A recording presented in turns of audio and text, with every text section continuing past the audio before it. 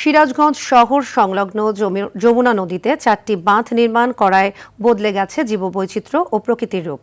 বন্ধ হয়েছে যমুনার ভয়াল ভাঙন।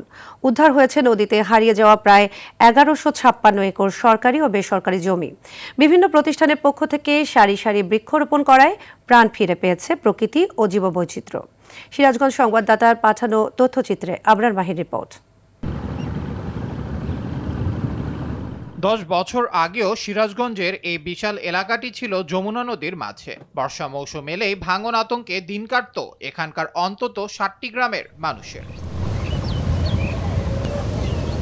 তবে স্থানীয় পানি উন্নয়ন বিভাগের উদ্যোগে পরিকল্পিতভাবে বাঁধ ও নদীতে ড্রেজিং করে মাটি ভরাট করায় বদলে গেছে এখানকার চিত্র। খুব ভাঙনের ভয় থাকছে যে কখন বাড়ি ঘর ভেঙে যায়, কোনে যাবো কি সমস্যা, এই ভয় থাকছে।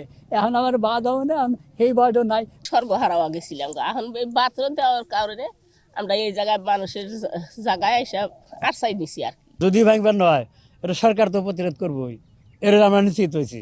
ওই অঞ্চলে পর্যটন সহ অর্থনৈতিক অঞ্চল গড়ে তোলার উদ্যোগ নেওয়ার কথা জানান ব্যবসায়িক নেতারা। রপ্তানিমুখী একটা প্রতিষ্ঠানি ভিজিট সেটা যদি করা যায়, এখানে সিরাজগঞ্জের অনেক বেকার মানুষের কর্মসংস্থান হবে, সিরাজগঞ্জ শহরের অর্থনৈতিক প্রাঞ্চল্য অনেক বেশি হবে। এখানে যদি মিল কলকারখানা অথবা পর্যটন এরিয়া পর্যটন করা যায়, তাহলে হাজার হাজার মানুষের, লক্ষ লক্ষ মানুষের কর্মসংস্থানের ব্যবস্থা হবে। স্থানীয় পানি উন্নয়ন বিভাগ বলছে, উদ্ধারকৃত জমি রক্ষা ও জীববৈচিত্র্য ধরে রাখতে নানাভাবে কাজ করছেন তারা। পশু পাখি এখন আছে, লোকজন হয়তো ওখানে ঘুরতে যাচ্ছে, বিনোদন হয়েছে, কিন্তু আসলে প্রকৃতি রক্ষা পেয়েছে, বেশি ভাঙন হতে রক্ষা পেয়েছে।